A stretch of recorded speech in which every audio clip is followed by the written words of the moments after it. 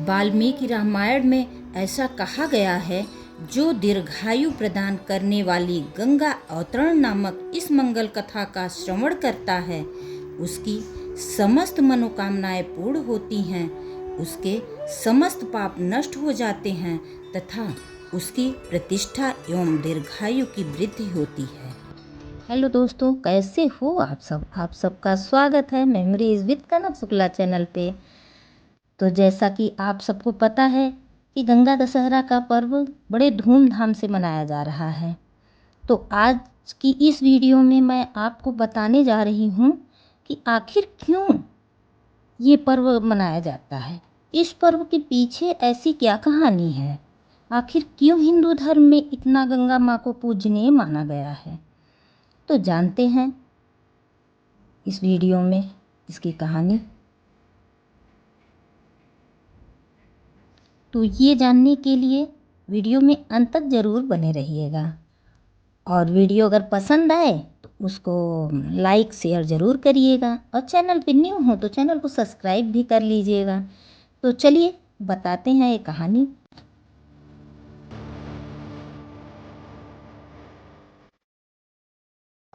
एक बार की बात है, अयोध्या में सगर नाम के सूरवीर और सदाचारी राजा रहते थे। एक दिन उन्होंने अश्वमेध यज्ञ कराने की सोची। दोस्तों, उन्होंने हिमालय और विंध्य पर्वतमाला के बीच में यह यज्ञ कराने की ठानी। लेकिन उस पवित्र समारोह के दिन इंद्र ने एक राक्षस का रूप धारण कर अनुष्ठान में घोड़े को चुरा लिया। राजा सगर ने उस घोड़े को वापस लाने के लिए अपने 60,000 पुत्रों को भेजा और कहा, हे राजकुमारों, मेरी आज्ञा से तुम घोड़े के प्रकट होने तक पृथ्वी को खोद दो और उस घोड़े को चुराने वाले की खोज करो। जैसा कि उनके पिता ने कहा था, उन राजकुमारों ने पृथ्वी को खोदना शुरू किया। पृथ्वी के सतह के नीचे रहने वाले नागों, असुरों, राक्षसों और अन्य प्राणियों को उन राजकुमारों ने मार डाला। धरती दर्द से कराह उठी। पृथ्वी की दुर्दशा देख गंधर्व, असुरों सहित सभी देवता ब्रह्मा जी के पास पहुँचे और कहा, हे ब्रह्मदेव, सगर के पुत्र पूरी पृथ्वी को खोद रहे हैं। इस प्रकार जलीय जीव और कई महान आत्माएं नष्ट हो रही हैं। यह सुन ब्रह्मा जी ने उन देवताओं से कहा, जिसके लिए यह धरती माता अपनी संपूर्णता में है, वह वासुदेव हैं और वह उसी माधव की पत्नी भी हैं, और वह वासुदेव सदा धरती माता का पालन पोषण करते हैं। अतएव कपिल मुनि का वेश धारण करने वाले यह पूजनीय विष्णु सम्राट सगर के पुत्रों को क्रोध की अग्नि में जलाकर भस्म कर देंगे। पितामह ब्रह्म के वचनों को सुनकर सभी 33 देवता संतोष के साथ चले गए। इधर राजा सगर के पुत्र धरती खोदते खोदते कपिल मुनि के समक्ष जा पहुँचे। वहाँ उन्होंने अनुष्ठान के घोड़े को देखा और कपिल मुनि की ओर गुस्से में चिल्लाते हुए दौड़े। कपिल मुनि की साधना भंग होने पर क्रोधित ऋषि ने उन पर हम ध्वनि उछाली और सगर के सभी पुत्रों को राख में बदल डाला। बहुत देर इंतजार करने के बाद जब राजा सगर के पुत्र घोड़ा ले वापस नहीं आए, तो उन्होंने अपने पौत्र अंशुमन को उनको खोजने का आदेश दिया। अंशुमन अपनी सेना साथ उन्हें खोजते खोजते कपिल मुनि के आश्रम पहुँचे, किंतु अपने चाचाओं की राख के रूप में देखकर अंशुमन अत्यंत पीड़ा से व्याकुल हो उठे। वेदना और संताप में व्याकुल अंशुमन ने वहाँ अनुष्ठान का घोड़ा भी देखा। उस महान अंशुमन ने उन सगर के दिवंगत पुत्रों को जल अर्पित करना चाहा, लेकिन उन्हें वहाँ पानी की कोई स्रोत नहीं मिला। पानी की तलाश करते करते उनकी नज़र गरुड़ देव पर पड़ी, जो उनके पिता और चाचाओं के मामा थे। गरुड़ ने अंशुमन से कहा, शोक मत करो, तुम्हारे चाचाओं का यह विनाश संसार के लिए सार्थक है। ये कपिल मुनि के द्वारा भस्म हुए हैं, इसलिए तुम्हारा इन्हें साधारण जल अर्पण करना उचित नहीं होगा। इनके स्वर्ग प्राप्ति के लिए इन्हें गंगा नदी का स्वच्छ जल ही अर्पण करना होगा। गरुड़ की बात सुनकर अंशुमन राजा सगर के पास पहुँचे और अपने चाचा की मृत्यु की सारी कहानी उन्हें सुनाई। यह समाचार सुनकर वे अत्यंत दुखी हुए और गंगा को धरती पर कैसे लाया जाए यह सोचते सोचते वो स्वर्ग सिधार गए। इसके बाद उस कुल के कई राजाओं ने गंगा को धरती पर लाने के लिए घोर तपस्या की, लेकिन सफलता नहीं मिली। फिर कई साल बीत गए। उस कुल में भगीरथ का जन्म हुआ। वह एक महान राजा थे, लेकिन निसंतान थे। पृथ्वी पर गंगा नदी को उतारने में रुचि रखने वाले राजा ने अपना राज्य मंत्रियों को सौंपकर हिमालय पर तपस्या करने चले गए।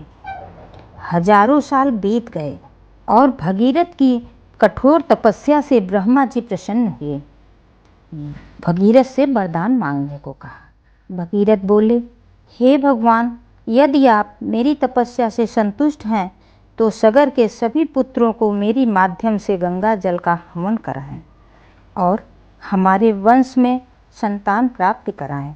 ब्रह्मा जी ने भगीरथ के दूसरे वरदान के लिए आशीर्वाद दिया और उनके पहले वरदान के लिए कहा, हे राजा, केवल शिव गंगा जी के उतारने के दौरान उनके वेग को संभालने में सक्षम हैं, इसलिए आप भगवान शिव की आराधना करें। तब भगीरथ ने और कठिन तपस्या कर भगवान शिव को प्रसन्न किया। भगवान शिव प्रसन्न होकर कहे, मैं तुम्हारे कठिन तपस्या से प्रसन्न हूँ, इसलिए मैं पर्वतराज कन्या को अपने सिरहाने रखूँगा। तत्पश्चात गंगा जो एक असहनीय रूप और एक असहनीय गति धारण करती हैं, आकाश में शिव जी के शुभ सिर पर गिर पड़ी। देवी गंगा हंसते हुए बोली, आज मैं शिव जी को अपने साथ पाताल लोक में प्रवेश कराऊंगी। उनके इस अहंकार को देख भगवान शिव क्रोधित हो गए और गंगा जी को अपनी जटाओं में दबा लिया। देवी गंगा कई वर्षों तक उन जटाओं में घूमती रहीं और जब उन कुंडलियों में गंगा जी उत्पत्ति अमूर्त हो गई तो भगीरथ फिर से पृथ्वी पर उनके अवतरण के लिए एक अद्भुत तपस्या में दृढ़ हो गए। भगीरथ की उस तपस्या से प्रसन्न होकर भगवान शिव ने गंगा जी को हिमालय पर बिंदु झील के पास छोड़ा। जब भगवान शिव ने गंगा को बिंदु झील में छोड़ा तब उसमें से 7 धाराएं निकली। उनमें से 7वीं गंगा भगीरथ के रथ के मार्ग की ओर प्रवाहित हुई और पाताल लोक में पहुंचकर सगर के 60,000 पुत्रों की राख के उन टीलों को जलमग्न कर दिया, जिससे उन आत्माओं को स्वर्ग प्राप्ति हुई और गंगा के पानी से उनके सारे पाप साफ हो गए। गंगा जी को त्रिपथगा भी कहा जाता है, क्योंकि वह हिमालय से स्वर्ग तक, स्वर्ग से शिव जी के सिर तक और वहाँ से पृथ्वी तक प्रवाहित हुई हैं। हिमालय राजपुत्री माँ गंगा ज्येष्ठ शुक्ल 10वीं के दिन हस्त नक्षत्र में स्वर्ग से धरती पर अवतरित हुई थी, इसलिए इस दिन को गंगा दशहरा के रूप में मनाया जाता है। दोस्तों, स्वर्ग से धरती पर गंगा के आने का पर्व है गंगा दशहरा। माँ गंगा को संपूर्ण विश्व में सबसे पवित्र नदी के रूप में जाना जाता है। जब गंगा धरती पर आई तब वहाँ बंजर धरती उपजाऊ हुई और हर क्षेत्र में हरियाली छा गई। तब से यहाँ गंगा दशहरा पर्व मनाने की शुरुआत हुई। तो दोस्तों, यह थी गंगा जी के पृथ्वी पर अवतरित होने की कथा। तो दोस्तों, मेरा यह वीडियो कैसा लगा? अगर वीडियो अच्छा लगा हो तो कमेंट के द्वारा जय माँ गंगे ज़रूर बोलिएगा। और ऐसा ही अच्छे अच्छे वीडियो देखने के लिए आप मेरे चैनल को सब्सक्राइब कर लीजिएगा। तो फिर मिलते हैं नेक्स्ट वीडियो पे आपसे। हर हर गंगे।